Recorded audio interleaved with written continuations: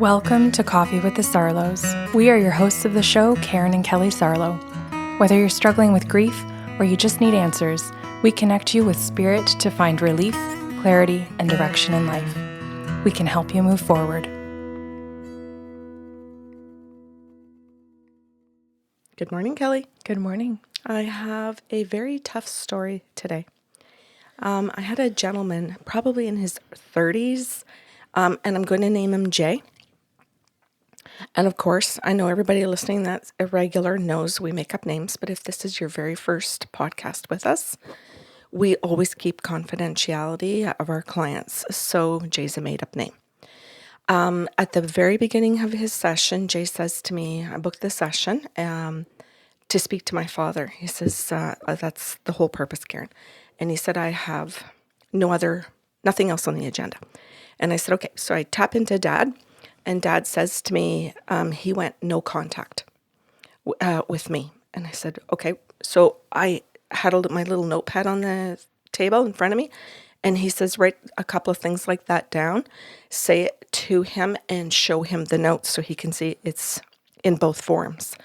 And I said, okay, I usually do that anyway. And he goes, well, I really want you to do that so that he really has his validations and process. And I said, okay. So I'm paying attention and I write that down. No contact with Dad. And then he says, he also went no contact with his mother. Okay, I write that down. His mother and I have both passed. Okay, another validation. His mother and I stayed married to the end of our lives. Oh, okay. So I write that down. Both have crossed over, stayed married. There wasn't a divorce. And he said, that's very important to say that. And I said, okay. So I relay all that to Jay, and he looks at me, and you can see, when you're looking at your client and you give them enough validations that they have that moment of, oh, this shit's real. Mm-hmm. Like, oh, okay. And this person is direct, like she's getting right to the point. And he said, Jay says to me, oh, I like what you're doing. He says, you're just giving me straight facts. And I said, yes, I want straight facts to prove that I have your dad and to make sure for me that I do and for you. And then the conversational part. And he goes, okay, he says, I don't know what that means. I said the conversational part means that you get to ask questions like it's a conversation, like he's still here. And he goes, that's what I was hoping for. He goes, I've been to other mediums and psychics, and they would ask me if I had questions. I would ask them, but then they didn't answer them. Mm-hmm. They would move on with whatever they got. And I said, yep, that's also very fair because we don't always get answers. And he goes, that's frustrating. That's frustrating because for how you and I operate, because I can't speak to other mediums, we'll at least hear, I'm not allowed to answer that, or not yet, or they acknowledge the question. It's not like a client asks and there's no acknowledgement and we divert or go elsewhere. Exactly. So I'd be frustrated too if I were a client who experienced that. Yes, I've been a client that has experienced that with other mediums. And understand that frustration. And I think that's one of the reasons why it's important to me to say I didn't get an answer when I don't. But we can always ask them why. Mm-hmm. We can always ask them what's going on, and that might give us just as much information, sometimes better information. Mm-hmm. That just is something that meets a need in the client. And it can be more of an emotional need than maybe a fact-finding one, right? Mm-hmm. So anyway, so his dad then says to me, his mom was extremely narcissistic. Okay, so I also write that down. And I said, would you say, like, not that you're diagnosing, but I said, would you say, like, narcissistic personality disorder? And he said, He said, and it's okay for you to say that. I'm qualified enough as a physician that I understand some of this. You could say that, and I feel confident in the... His dad was? Or yeah, Jay his dad. Is? His dad. Oh, neat. He said, yes. He says, and I'm confident in my answer. And I said, okay. I said, thank you. So I wrote that down on the page. And he said, I'm also confident to say that she had other mental health issues. She had like OCD. He said, like, I can say certain things and you can write them on the page. He wants these things validated because since he went no contact, he's been educating himself. And he's quite a smart fellow himself.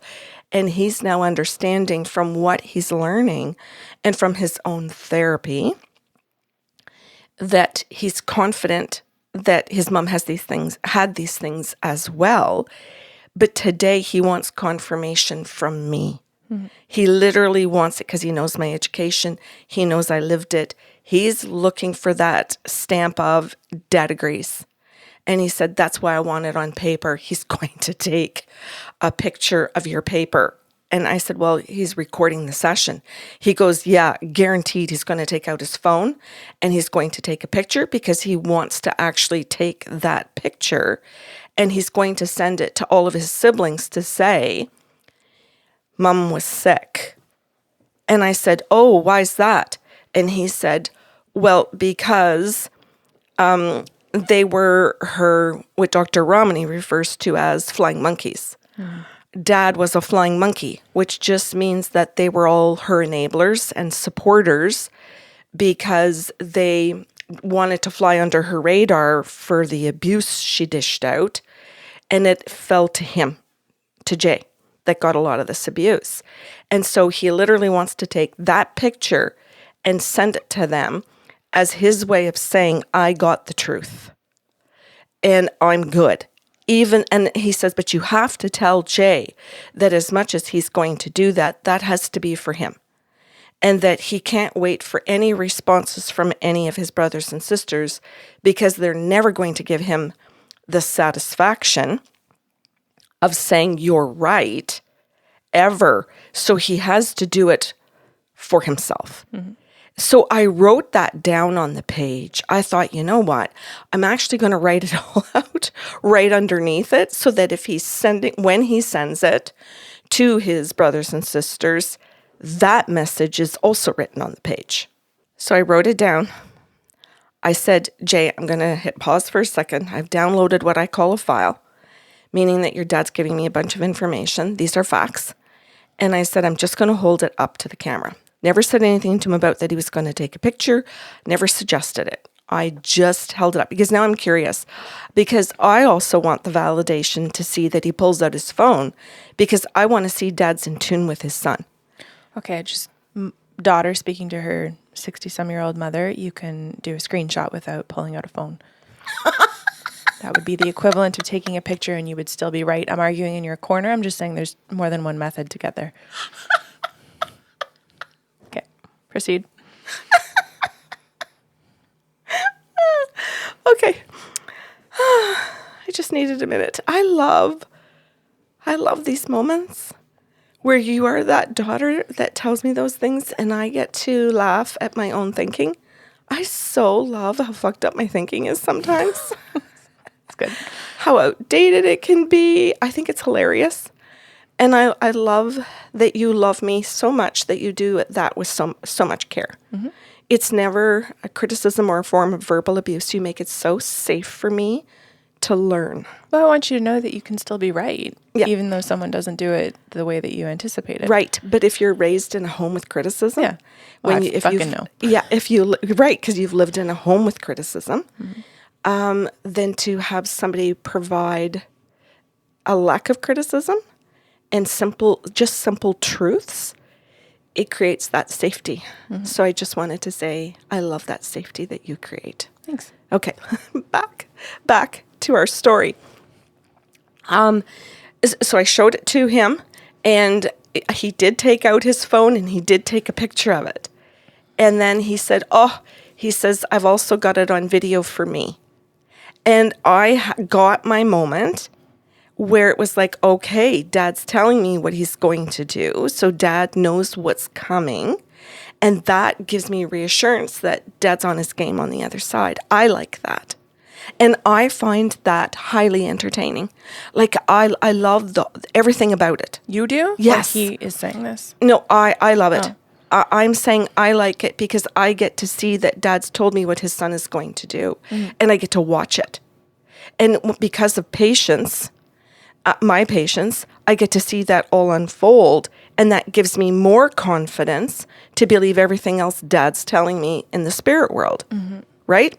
So I said to Dad, what else do you want to say? And he goes, he says, I'm just at the beginning. He says, I want to go back to his childhood. And I said, okay, let me tell him I'm downloading another file and that I'll give it to him in a minute. So I tell Jay that, and he goes, that's cool. He goes, I'd like to ask you what that means, downloading a file later. And I said, it just simply means downloading some information. He goes, does that mean that you're using all of your gifts to be able to do that? That's what that means? And I said, yes. And he goes, so you're listening, smelling, feeling, hearing, seeing, you're using all of that? And I said, exactly. And then you got to filter it all in and be able to put it into coherent words for me. Yeah. And say it again. Synthesize. Thank you. And I said, correct. And he goes, you're going to do it that fast while I'm just sitting here. And I said, yes. And he goes, that's amazing. Yes, it is. And he goes, that is really amazing. And I said, thank you for not calling it crazy. And he goes, yep. So then I listened to Dad, and Dad says to me, look, he's the oldest. He saw a period of time as a young child where I defended him, where when his mom was being abusive, verbally, emotionally, psychologically, and then eventually it became physically. But he said he saw me defend him. He saw me step in. And he said eventually over years, that faded with more children coming along, more on our plate, where I felt overwhelmed with a job and then coming home tired and then having to be in another full-time job. And I don't mean cooking and cleaning. I did my share of that as well. He said, but on top of that, trying to make sure to defend each of the children. Yeah, you're running interference. Constantly. And he said with more and more children, he said, I was fatigued running interference. And he said, and that's why I'm saying it was NPD, because it was constant all night or all weekend or a day off. He says, I hated my holidays, a whole week off, a whole 2 weeks. He said, even if we traveled someplace, because eventually I was going to have to run interference again in a restaurant, at Disneyland, everywhere we went. And he said, I was so fatigued that I started thinking he can handle it. He's 7. He can handle it. I've been protecting him for 7 years. I got to help the other 3. So he said, I went to the younger children, and never once did I consider leaving and trying to raise the kids on my own because I didn't believe I could. Because I wasn't even keeping my head above water, and she was doing some of the other work, like the laundry, the this, the that, the finances. She had a job, and he said, I didn't think I could do it on my own. So I thought I had to stay with her because we needed the team to raise all these kids. Which blows my mind. I get it. I empathize. I can have compassion for that way of thinking. It also blows my mind because when you think about the fact that that teammate that you're saying that you need so bad is the one who is sabotaging all of the things, do you know how peaceful it could be to raise your 4 kids or 5 kids on your own, do laundry in peace while there's no NPD running the shit show upstairs while you're flipping laundry? Right? Like it could just be a functioning household with no one complicating the situation. Mm-hmm. It's a really interesting, like we can have common sense up into a point and then we think it just like goes out the window. Well, and he had this conversation with Jay because he said, Jay's not going to understand that I didn't have this common sense because I did. And I had common sense. I had logic. I had IQ. Out my yin-yang, very brilliant man, and very brilliant mother. Intellectually, he said it was our religion. He said it was our grooming. And he said, so I'm here to explain that because I'm on the other side and I'm fully understanding it. And Jay's going to agree because Jay left his mother and I, and at the very same time left that religion because he saw it. and said, no way am I going to do it. I'll stay single before I will ever do that to my wife, to my, or whatever partner, to my children. And he said, the pattern will break with me. So he said, could you please tell him all of that? Every single bit. And so when I said this part about the religion, Jay leaving it, you see Jay just looking at me and shaking his head. Yep. He's affirming for me. He's just now putting in his own energy to affirm for me that's correct. I have a question for you. Like, yeah, at some point, does this session get tougher than what we've I don't know. started discussing? So maybe I have to stop qualifying the sessions at the beginning. Yeah, like this is a very smooth session. Jay sounds like a wonderful client Jay is. so far. Dad's on his game. Like nothing about this sounds tough. Okay. Yes, you're correct, Kelly. Thank you. Okay, I just, No, myself you're right. and listeners probably would like to unclench our butts waiting for things to get tough. Okay, unclench. All right. We will give the command. Unclench. Okay, go on. And breathe. Okay. You see, when Jay hears the part about that Dad knows that he left the religion, he looks at me and he goes, he knows I left it? Because he didn't know his dad knew that. Mm-hmm. And he goes, Dad knew that I broke the pattern. Dad knows. And you see, I saw tears. Mm-hmm. Very welling up in his eyes and wiping away a couple of tears that his dad knew. And he goes, I came here because I wanted to know that Dad knew. He said, I really needed to hear that he knew what I did, that I walked away and that I saw what caused this, that it was that I knew Dad was smart enough to figure out these things. So why? Why didn't he leave? If I know that my dad has the intelligence and the capability, he had the money to leave. He had all kinds of ability to do it. Why didn't he? And he said, so you're telling me it was the grooming. It was the belief system underneath it. And he said, I always suspected it. That's why I left. That's why I couldn't stay in it either. And he said, what else does he know? And so I said to Dad, what else do you want to confirm? He goes, well, just a tiny bit about the religion. He did try and find another religion because he did want to believe in something like a greater source. And I said, okay, how'd that go for Jay? And he goes, still hasn't. He said, he's kind of decided that he's living by his principles. He said he's decided that he's living by his own ethics and by his own integrity, and he's trying to figure that out. And I said, okay. I said, we'll say that he's living by his own inner higher source. And he goes, yeah, you could call it that. And I said, how do you feel about that, Dad, having lived in that religion? He goes, I'm really proud of him. And I said, okay, that's what I needed to hear because that's probably what he needs to know. And he goes, I would assume so. And he said, please tell him that. And please really reinforce it if you have to repeat it. Because you see, it's not sinking in. Mm-hmm. It's very important to me that he knows that I know that he's chosen integrity, because clearly it's what I did not choose. Mm-hmm. And my son is choosing something that he knew his father had a choice to choose and walked away from. And he said, he's going to want to know at that point if I feel remorse now, if I feel that sense of regret. And he says, I want you to write down the words I feel. And I said, oh, you mean like from the emotional wheel? And he goes, yes, I want you to write down the sadness. I want you to write down all these words, the frustration that I felt within myself, the irritation I felt within myself. He goes, it's important to write down all the words that I felt, because then it's also going to explain to him that these are the feelings that I was emoting and showing in the behaviors of avoidance, in the behaviors of now becoming the perpetrator like my wife. And I said, what do you mean?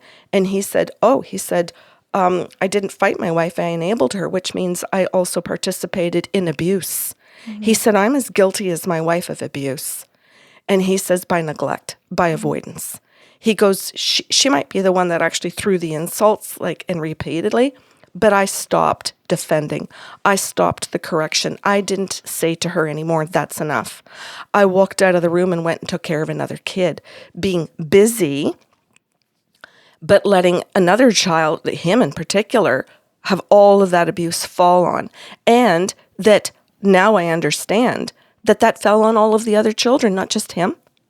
So they created their own ways to defend themselves and their own ways to think about him in order to take care of their own needs. He says, I understand that now. And he said, at the time, I thought I was the one in control of all, running all that interference, controlling all those emotions for all those kids and trying to control my wife's emotions. He said, I didn't understand how much of a control freak I was, and that I was trying to maintain control over these things. I wouldn't have admitted to anybody that I was controlling. I would have just said that I was easygoing, that I was trying to keep the family together, that I was showing and demonstrating love for my kids, love for my wife. Look at what a good spouse I am being. He says, and we went to our religious establishment weekly to show people that we were doing that.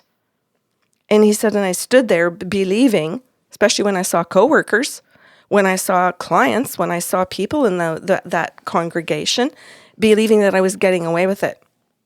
And he said, I didn't get away with anything. You don't get away with anything at the time, because there's always consequences for people, always. And he said, and you don't get away with it when you cross over. And it's not that they make you suffer. It's that you have to learn and feel your feelings and process everything and move through it. He says, that's also what Jay wants to hear. He wants to know, do I know? Did I know at the time? What the hell was I doing as a father to be able to ignore all of that? How could I? Because he can't understand, given who he is, how I could have. But the answer is I didn't have integrity, and he does. Yeah, that's one way to word it. I'll say too, like, the fear has to be big enough for you to not lean into integrity. The fear has to be big enough for you to not see that you have choices, right? Fear is pretty gripping. Yeah. Yeah. And he said part of his fear was like not appearing perfect, and that he had to be perfect. And part of the perfection was that you were married, that you had a partner, that you had children, that you provided. And he said that's one of the things my wife and I did extraordinarily well, because we both had careers where we had a lot of money and we had like status in our community. So we had prestige and people looked up to us. They looked to us to make decisions for them because of our jobs. And then they gave us more power by asking us to volunteer. And that gave us even more power in our community. Control. Yeah, because we volunteered in positions of authority. We didn't go in and serve at a soup kitchen. We sat as the director of the soup kitchen. Right. We made sure we picked those positions. And then we would walk out and serve in that role and give somebody a meal at the soup kitchen, but knowing that behind it, I'm running the soup kitchen. Like there was always positions of power. And so I said all of this to Jay, and he said, I needed to hear today that my dad knows exactly what his true motivators are, because it eats at my integrity that he thought and thinks still on the other side that he got away with it. He goes, it eats at me. He's like, because I value that integrity so much, I need to know that my dad knows better. And he said, and I need to know that he knows how he treated me and that he made a choice. And I said, he did. He put his own needs above all of his own children while he was trying to run this interference. And he goes, yep. And I said, Jay, are you in therapy? And he said, yes, I am. And I have been for years. And I went to therapy before I came to see you, preparing to see you. I told my therapist I was coming to see you to have this conversation with my dad. And we went through the things I needed to hear. We went through how I might respond to those things, where those things might trigger me, how I might be prepared not to be triggered. And I said, oh, this is fantastic. He said, yes, I got very prepared for this. And he said, and I booked a session with my therapist for after this session. And I've got a recording of it and my notes and my photograph now. And he said, and I'm going back to my therapist to be able to still process it post session with you. Yeah. And he said, because there's no way that I wanted to be able to just come to this and then sit in more of my feelings without knowing how to really process them. And I said, okay, I said, your dad has said that you're in therapy, and I wanted to confirm that you are. I wanted to make sure that you were taking good care of yourself. And he said, wait a minute, my dad knows I'm in therapy. And I said, yes. So my dad knows that I prepared to see him. And my dad's answering all these questions. I think I'm getting what's going on. And he had a moment. And then you, like Kelly, it can go like this, because I remember him like kind of like, when a man sometimes plays with his chin, like in feeling the stubble or whatever. He sat there and he looked at me and he went, this is sinking in. He said, you're telling me my dad knew all of this. He said, because Karen, I haven't had to ask my questions. I said, go open. And you've been able to answer the questions I wrote on the page with my therapist. And you've even followed along some of the lines that if this happened, this, like in a little chart, and I see where dad's gone down those roads, like right to the very end to take care of me. And I said, yes. And he goes, so dad's taking care of me. And I said, yeah. And he goes, and there's just this moment. He goes, my inner child, around the age of 7, when I realized dad had stopped taking care of me, he says, just needed that. And I said, yeah, Jay, it did. And he goes, okay. He goes, I want to thank you for being able to give me that, because we decided in therapy that this was really important, this session with you, because she admitted this is not something she can give me. This is only something someone with your skills can. So she said to me, go. So he said, I'm grateful. He says, and I just need to sit for a few minutes. He says, is it okay to have silence, or do you have to constantly talk? And I said, no, we can have silence. And he said, okay, I need it. So we sat in silence, and then I don't speak because he's asked for it. So I let Jay come back when he's ready to speak. And then he said to me at the end, I want to thank my dad for finally being my dad. And he said, today I finally feel like I've got a dad a little bit. And he said, so Karen, I have a question. Now that dad knows all of this, you're like, is it true then? Like, this is going to continue? Like, can I actually talk to my dad now on my own? And I said, yes. Could before too, just for clarity. And he goes, and my dad now has the integrity? And I said, yes. He goes, that's why we don't suffer when we cross over. And I said, that's right. He goes, that's why there's no hell. And I said, that's right. He goes, because you're saying that we actually figure it out and show up. And if the human is willing to make the connection to them, then both sides get to keep healing. And I said, that's right. And he went, this is brilliant. I want to point something out that I think is just beautiful about humans, and I think it often goes overlooked, is that when we're in our adult ego and anger, we can come to a session like this and just want to be right. We want to hear the information and just be right in order to kind of metaphorically point a finger and say, you were wrong, meaning dad for his behaviors. But the essence of that inner kid that he referred to has zero intention of saying, I was right and you were wrong.